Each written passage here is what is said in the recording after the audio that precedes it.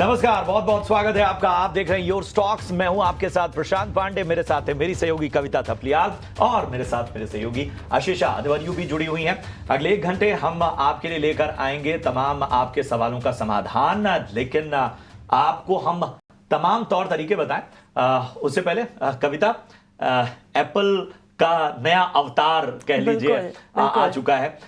बस कंज्यूमर के लिए ये है कि ये सिर्फ 10,000 ही महंगा है सीधा काम की बात। तो एप्पल ने आईफोन 16 लॉन्च कर दिया है और ये तस्वीरें आप उस लॉन्चिंग की देख रहे हैं। और इस बार आईफोन में सबसे बड़ा बदलाव जो है वो आर्टिफिशियल इंटेलिजेंस को लेकर है, जिसे एप्पल इंटेलिजेंस नाम दिया गया है। इसके अलावा कैमरा कंट्रोल के लिए भी एक साइड बटन का एडिशनल फीचर दिया गया है, जिससे आप साइड बटन से उसे कंट्रोल कर सकते हैं। भारत में अभी थोड़ा इंतजार करना पड़ेगा। 20 सितंबर से आईफोन 16 के तमाम वर्जन मिलना शुरू हो जाएंगे। जो शुरुआती कीमत है वो हम आपको बता देते हैं। शुरुआती कीमत 79,900 रुपए है और जिसमें प्रो वर्जन की कीमत 1,84,900 रुपए तक जा रही है। तो 4 मॉडल हैं, iPhone 16, iPhone 16 plus, iPhone 16 pro और प्रो मैक्स। इसे आप ऑनलाइन या इन स्टोर दोनों तरीकों से खरीद पाएंगे आने वाले दिनों में। आईफोन 16 और आईफोन 15 की कीमत में जैसा मैंने बताया महज 10,000 रुपए का फर्क रखा गया है। कोई खास बदलाव जो है वो नहीं है।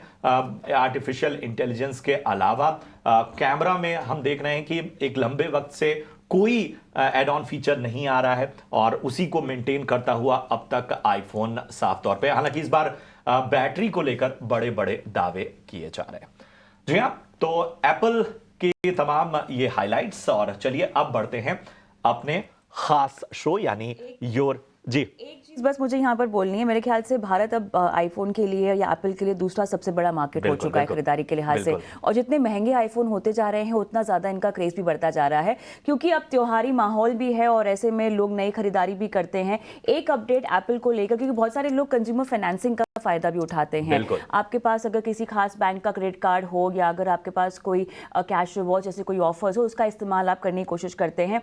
अब की बार HDFC का अगर आप क्रेडिट कार्ड आपके पास है, उससे आप एप्पल के कोई भी प्रोडक्ट्स नहीं खरीद पाएंगे। वो इसीलिए है क्योंकि अपनी पार्टनरशिप में उन्होंने लगभग ब्रेक ले लिया है। 5 साल से ज्यादा की ये पार्टनरशिप रही है, लेकिन फिलहाल कोई स्ट्रैटेजिक इन्होंने अनाउंसमेंट की है, उसको रिव्यू कर रहे हैं अपनी स्ट्रैटेजी को, और उसके लिहाज से प्रशांत इन्होंने जो है ब्रेक लगा दी। लेकिन बाकी बैंकों के कार्ड जो है उससे खरीद सकते हैं आप एप्पल के प्रोडक्ट। चलिए फटाफट से अब अपने शो की तरफ बढ़ते हैं। और योर स्टॉक्स में अपने सवाल हम तक कैसे पहुंचाने हैं वो तरीके आप वैसे जानते हैं, लेकिन एक बार फिर आपको दोहरा दूं।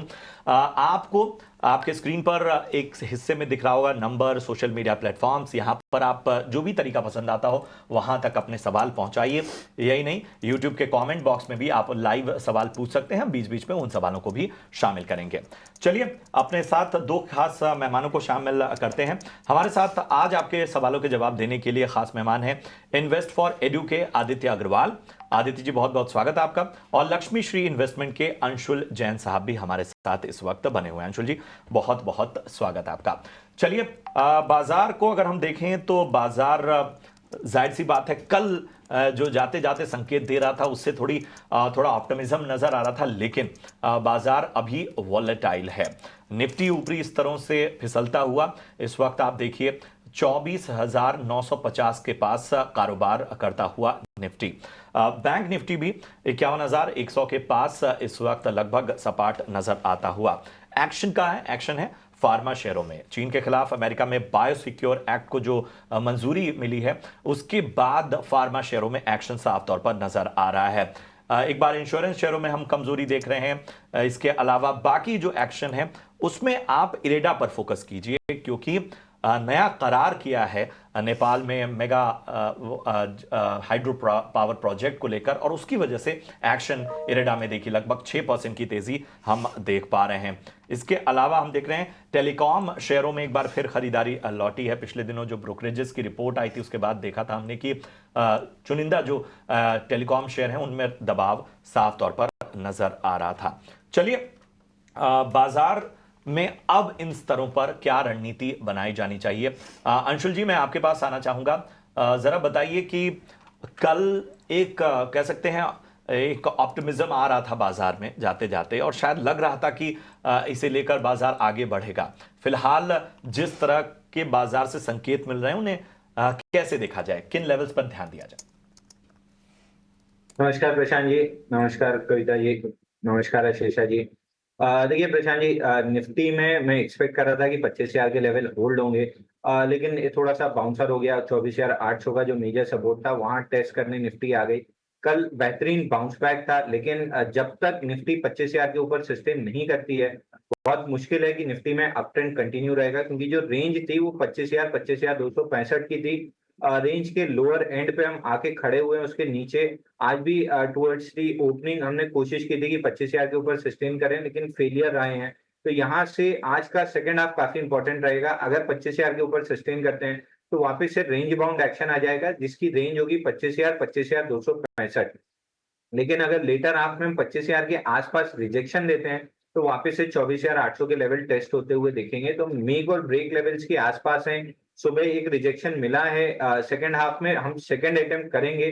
अब अगर 25,000 के पास फेलियर बनता है तो फिर डाउनसाइड ओपन अप होगी 24,800। नहीं होता है तो फिर हम रेंज बाउंड एक्शन की तरफ बढ़ जाएंगे 25,000 25,265। सिमिलर चीज बैंक निफ्टी में भी दिख रही है। बैंक निफ्टी रिलेटिवली थोड़ा सा वीक है और उसी की वजह से निफ्टी में भी वीकनेस है।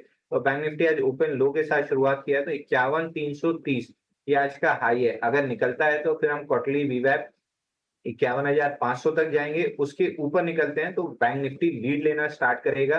फिर हम कह सकते हैं कि बैंक निफ्टी लीडर है और नए ऑल टाइम हाई की तरफ बढ़ेगा। तो 51,500 तक तो हम आते हुए दिख रहे हैं। उसके ऊपर सस्टेन करते हैं तो नई तेजी डेवलप होगी। बिल्कुल, तो ये राय है इंडेक्स लेवल पर निफ्टी और बैंक निफ्टी के लेवल्स की हमने बात कर ली। आगे बढ़ते हैं और हमारे दर्शकों के साथ संपर्क करते हैं। पंजाब से करण ने हमें कॉल किया है। करण, गुड मॉर्निंग। बताएं कौन से स्टॉक पर राय लेना चाहेंगे? Good morning ma'am. मैम मेरे पास एसआई शिपिंग के 50 शेयर हैं 300 के बाद से। ओके, और कितने समय तक होल्ड कर सकते हैं? 6 महीने के लिए। 6 महीने तक, ठीक है। Aditya, shipping corporation of India पर क्या राय रहेगी? फंडामेंटल्स पर देखें तो जब भी डाइवेस्टमेंट की न्यूज आती है स्टॉक में अच्छा उछाल दिखाई देता है, लेकिन करण का 6 महीने का नजरिया है, तो चार्ट्स पर क्या राय रहेगी? अच्छा, मुझे लग रहा है कि स्टॉक में एक कंसोलिडेशन फेज चल रहा है। एक अच्छा खासा अपमूव आया था, उसके बाद अब एक टाइम वाइज करेक्शन हो रहा है और उसके साथ हमने थोड़ा प्राइस करेक्शन भी देखा हुआ है स्टॉक पे आते हुए। करंट लेवल से मुझे लग रहा है कंसोलिडेशन और थोड़ा कंटिन्यू होगा। इमीडिएट अप ट्रेंड मुझे नहीं लग रहा है कि रिज्यूम होगा। एक रेंज बाउंड रहेगा स्टॉक, ऊपर में 280, नीचे में 240 और 230 ये सपोर्ट्स है। इसी रेंज के अंदर मुझे लग रहा है स्टॉक थोड़ा टाइम स्पेंड करेगा। उसके बाद अगर 280 के ऊपर निकल के सस्टेन करता है तो फिर आपको एक फ्रेश अप मूव आता हुआ दिखेगा यहाँ पे, जो कि 320 340 तक लेके जाएगा स्टॉक को। करंट लेवल पे मैं कहूँगा होल्ड करें, एक स्टॉप लॉस लगा ले 230 का, और देखिए अगर 280 के ऊपर निकालता है स्टॉक तो फिर आपके टारगेट्स आएंगे 320 340। चलिए, तो यहाँ पर 230 का स्टॉप लॉस लगाने की सलाह आपको दी जा रही है और यहाँ पर फिलहाल बने रहें जहाँ तक एसआई की बात है। हमारे साथ लाइव दर्शक ओडिशा से संतोष कुमार जुड़ गए हैं। नमस्कार, गुड मॉर्निंग। क्या हालचाल संतोष, कैसे हो? Good morning ma'am. I am a big fan of your show. धन्यवाद धन्यवाद संतोष, और बहुत आपका अच्छा जो लगा। ये उपस्थापना होता है ना, वो बहुत ही अच्छा होता है, तो देखने के लिए भी लाइक होता है। धन्यवाद संतोष। बताइए कैसे आपकी सहायता कर सकते हैं आज? मैडम, बहुत दिनों से क्वेश्चन था ये।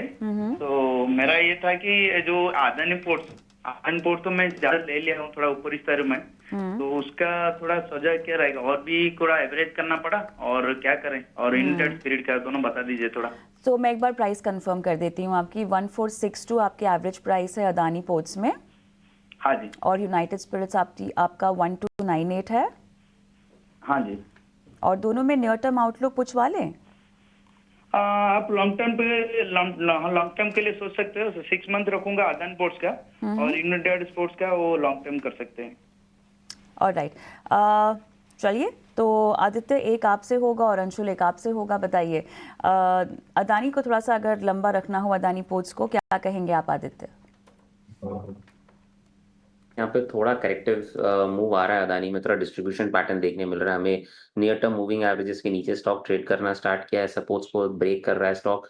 तो कहीं ना कहीं मुझे लग रहा है इसमें थोड़ा टाइम स्पेंड करना पड़ेगा। नीचे की तरफ स्टॉक 1350 1300 लेग के लेवल्स को टेस्ट कर सकता है, और वहां पे अगर स्टॉक आके रुकता है बिटवीन 1300 1350, तो फिर एक फ्रेश वहाँ पे बाइंग इमर्ज होती हुई नजर आएगी, और फिर स्टॉक शायद एक मूव वापस रिज्यूम करे। अगर मैं मंथली टाइम फ्रेम पे देखूँ तो स्टॉक बहुत ही ओवरबॉट था, और वहां से एक छोटा करेक्शन हमें देखने मिल रहा है। तो मुझे लग रहा है कि थोड़ा टाइम लगेगा स्टॉक में, इमीडिएट अप मूव डेफिनेटली मुझे नहीं लग रहा है स्टॉक में आता हुआ। अगर आपका नजरिया 1 साल से ज्यादा का है तो फिर आप बने रह सकते हैं स्टॉक में, और आपको थोड़ा सा करेक्शन भी देखना पड़ सकता है स्टॉक में। तो उसके लिए प्रिपेयर्ड रहे। नीचे में 1350 और 1300 के सपोर्ट्स है, और ऊपर में अगर स्टॉक 1500 के ऊपर निकलता है तो फिर एक फ्रेश अप मूव स्टार्ट होगा। के ऊपर जाता है तब जाके कुछ अच्छा मोमेंटम तेजी की ओर दिखाई देगा। यूनाइटेड स्पिरिट पे बताइएगा अंशुल, 1298 इनकी बाइंग प्राइस है। कविता जी, स्टॉक में एक ब्रेकआउट आया था 25 दिन के कप एंडल पैटर्न का 1452 में, जिसका इमीडिएट टारगेट बनता है 1650 रुपए, और ब्रेकआउट के बाद पुल बैक किया है, कल फ्रेश ब्रेकआउट बना है। तो स्टॉक में अभी 1650 तक की तेजी दिख रही है, बिल्कुल इनको होल्ड करना चाहिए। यहाँ से स्टॉप लॉस बनेगा 1400 रुपए का, और ऊपर 1650। 1650 पे एक बार दोबारा सवाल पूछ सकते हैं, क्योंकि वहां ऐसा लग रहा है कि जाके स्टॉक थोड़ा सा एक्सटेंडेड होगा और नया बेस बनाने जाएगा। तो 1650 पे एक बार दोबारा सवाल पूछना चाहिए। ठीक है, तो ये है राय यूनाइटेड स्पिरिट्स पर। अहम लेवल्स का ध्यान रखिए, वहां पर एक बार फिर आपको रिव्यू करना होगा। चलिए बढ़ते हैं आगे, और अब आपके लिए लेकर आते हैं हमारा खास सेगमेंट ऑप्शंस के चैंपियन।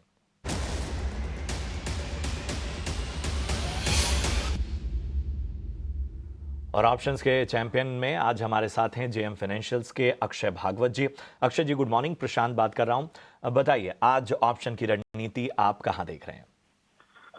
गुड मॉर्निंग प्रशांत। तो आज आप देखिए फर्मा में अच्छी खासी तेजी मार्केट खुलते खुलते दिखी है। यहाँ पे सिप्ला का जो प्राइस एक्शन है अभी तक काफी फ्लैट ट्रेडिंग देखने को मिला है, पर जिस पोजीशन पे प्राइस ट्रेड हो रहा है टेक्निकल्स और डेरिवेटिव्स रीडिंग से हमें लग रहा है कि स्टॉक में एक अच्छा उछाल आ सकता है शॉर्ट टर्म सितंबर मंथ के लिए। तो उसके चलते जो रणनीति आपको बनानी है, आपको वेनिला कॉल बाय करनी है 1640 स्ट्राइक की, सितंबर एक्सपायरी की, जो करीबन 26 रुपए के आसपास ट्रेड हो रही है। इसका फर्स्ट टारगेट आपका बनेगा 39, सेकेंड टारगेट 45, और ट्रेड में 18 रुपए का स्टॉप लॉस बनेगा। लॉट साइज के हिसाब से अप्रोक्सीमेट प्रॉफिट पोटेंशियल स्ट्रैटेजी में है 9700, और रिस्क या स्टॉप लॉस आप बनाइए 5200 का। शुक्रिया करेंगे अक्षय जी आपका इस अहम रणनीति के लिए। तो एक बार फिर अपने दर्शकों की बेहतरी के लिए दोहरा देता हूं, सिप्ला 1640 की कॉल आपको 26 रुपए के आसपास मिलेगी सितंबर सीरीज की। यहां पर आपको स्ट्रेटजी बनानी है। जो पहला लक्ष्य है वो 39 रुपए का है, दूसरा लक्ष्य 45 रुपए का। स्टॉप लॉस यहां पर 18 रुपए आपको रखना है। अधिकतम मुनाफा 9700 तक का, अधिकतम नुकसान 5200 तक का हो सकता है। चलिए यहां पर आपके सामने सेबी का स्टैंडर्ड रिस्क डिस्क्लोजर लाते हैं, जो बताता है कि फ्यूचर और ऑप्शंस में जोखिम ज्यादा है, और जोखिम का दायरा कैसा है वो इस पूरी जानकारी से आप समझ सकते हैं। इसलिए फाइनेंशियल एडवाइजर की सलाह लें, पक्की तैयारी हो तो ही ट्रेडिंग इनिशिएट करें। करें तो दिन के निचले स्तर से अच्छी रिकवरी दिखी है, हरे निशान में बाजार चले गए हैं। और निफ्टी की बात करें तो 10 अंकों की तेजी के साथ 24,940 के पास। लेकिन अब हमारे साथ सुशील वर्मा जी जुड़ चुके हैं फोन लाइन पर। सुशील गुड मॉर्निंग, बताएं कौन से स्टॉक पर राय लेना चाहेंगे? Good morning madam. मैडम जी मैंने पॉलीकैब शेयर लिए थे। ये पॉलीकैब मेरे को 6600 के लिए थे मैंने। ओके। और इसके लिए मेरे पास लगभग एक साल 2 साल के लिए पीरियड के लिए रखना चाहता हूँ मैं। ठीक है, 1 से 2 साल के पीरियड के लिए आप रखना चाहते हैं। अंशुल, क्या राय बनेगी पॉलीकैब पर? जनवरी के महीने में इस साल बड़ी इनकम टैक्स की नोटिस आई थी, शार्प करीब 8 से 10% की गिरावट देखी थी, लेकिन तब से अब तक देखें तो अच्छी 20 से 25% की तेजी इस स्टॉक पर दिखी है। सुशील ने 6600 के दाम पर यह स्टॉक खरीदा है, क्या राय रहेगी टेक्निकल्स पर? देखिए स्टॉक थोड़ा सा साइडवेज कैटेगरी में है। जब ये टॉप आउट हुआ था जून एंड में, उसके बाद से कंसोलिडेशन फेज में है। स्टॉक बेस बना रहा है, बेस कंप्लीट हो गए, ब्रेकआउट बनेगा 6900 के ऊपर, तो एक बार के लिए स्टॉक होल्ड कर सकते हैं। 6900 के ऊपर जिनके पास नहीं है वो फ्रेश बाय भी कर सकते हैं। ऊपर में जो टारगेट बनेगा वो 7300 का पहला रहेगा और 7700 का दूसरा रहेगा। कंसोलिडेशन में फिलहाल मोमेंटम मिसिंग है। फ्रेश बाइंग 6900 के ऊपर बनेगी, जिनके पास है वो होल्ड कर सकते हैं। होल्ड करने की सलाह यहाँ पे दी जा रही है। काफ़ी सारे फैक्टर्स जहाँ पर फ़ायदा होता हुआ दिखाई दे रहा है और पिछले 6 महीने में हमने देखा अच्छा खासा कमाई भी करके दी है इस पर्टिकुलर स्टॉक ने। लेकिन बिजनौर से आकिब मेरे साथ फ़ोन लाइन पर हैं। आकिब नमस्कार। जी नमस्कार मैम। बताइए किस स्टॉक पे सवाल पूछना चाहते हैं?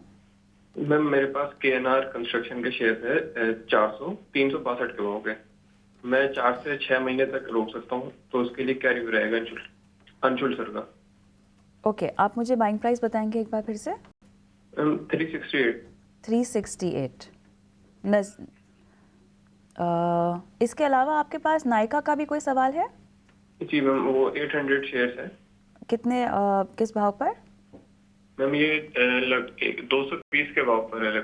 220, ठीक है। अंशुल नायका पर बताइएगा आप, केवल 220 के भाव पे इनकी खरीदारी है?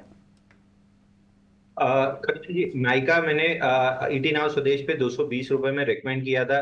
यहाँ पे 442 डेज का बेस ब्रेकआउट था। लास्ट 15 दिन में स्टॉक ने ब्रेकआउट को रीटेस्ट किया है और फ्रेश अपमूव की कोशिश कर रहा है। तो स्टॉक में यहाँ से जैसे 220-221 रुपए निकलता है, ऊपर में 245 का पहला टारगेट बनेगा और ओवरऑल जो स्ट्रक्चर का ब्रेकआउट है उसका टारगेट लगभग 300 रुपए के करीब आता हुआ दिख रहा है। तो स्टॉक को अगर 3 से 6 महीने के प्रोस्पेक्टिव से होल्ड करते हैं तो हाई लाइकली है कि 300 रुपए के टारगेट मिल जाएंगे। लेकिन अगर एक्सट्रीम शॉर्ट टर्म टारगेट है, टाइम फ्रेम आपका व्यू है, तो 245 का टारगेट रहेगा।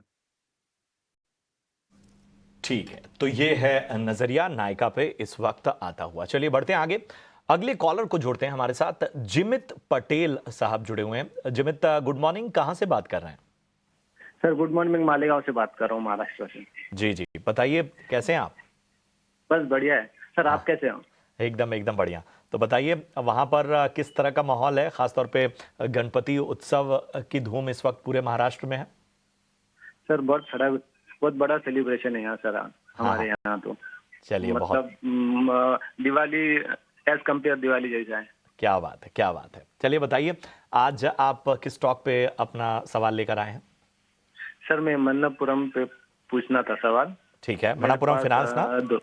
215 क्वांटिटी है, 180 रुपए के भाव के। 3 साल पहले मैंने लिया था। ठीक है, चलिए। तो अभी उसका भाव दिखा है, तो क्या करूं? मतलब मैं लॉन्ग टर्म तो हो ही गए 3 साल। हाँ जी, लॉन्ग टर्म हो गया है और मुनाफे में भी हैं आप। चलिए आपको इस पर बेहतर तरीके से राय देते हैं। आदित्य, मैं आपके पास आना चाहूँगा। मणिपुरम फाइनेंस इन्होंने 180 के भाव पे लिया हुआ था, फिलहाल फायदे में है, 3 साल से ये स्टॉक में बने हुए हैं। क्या यहाँ से निकलकर अब कहीं और इनको बेहतर स्टॉक्स में और जाना चाहिए या अभी लगता है कि पोटेंशियल बाकी है? मुझे लग रहा है एक बार बने रहना चाहिए, क्योंकि इन्होंने काफ़ी टाइम स्पेंड कर दिया है स्टॉक में। स्टॉक ने वैसा कुछ रिटर्न दिया नहीं है। तो मुझे लग रहा है एक बार 195 के स्टॉप लॉस के साथ बने रहे। ऊपर में रेजिस्टेंस इसमें 220 का लगातार आता है। अगर 220 225 के ऊपर स्टॉक निकलता है तो एक फ्रेश मोमेंटम हमें देखने मिलेगा मन्नापुरम फाइनेंस में। अगर 195 ब्रेक करता है तो फिर हम इसमें कहीं ना कहीं एग्जिट कर सकते हैं, तब भी थोड़ा प्रॉफिट ही रहेगा और फिर देख सकते हैं कोई दूसरे स्टॉक्स में एंट्री लेने के लिए। करंट लेवल्स में मैं कहूंगा कि एक बार बने रह सकते हैं। हाउसिंग फाइनेंस कंपनीज में एक अच्छा मोमेंटम है। अगर स्विच भी करना हो तो हाउसिंग फाइनेंस कंपनीज देख सकते हैं। पीएनबी हाउसिंग फाइनेंस काफी अट्रैक्टिव लग रहा है। उसमें एक पोजीशन बना के देखा जा सकता है लॉन्ग टर्म के हिसाब से। और ऊपर में 1400 तक के लेवल्स देखने मिलेंगे। प्रशांत, बिल्कुल, तो ये राय है पीएनबी हाउसिंग पर। इस बीच पराग दामले ने व्हाट्सएप पर अपना सवाल भेजा है एनएमडीसी पर।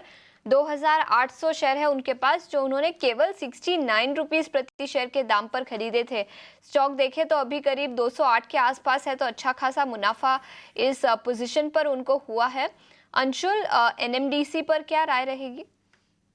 देखिए, इसमें एक बड़ा स्ट्रक्चर का ब्रेकआउट था। 835 हफ्तों का स्टॉक ने एक्सटेंडेड मूव दी थी और अब पुल बैक ले रहा है।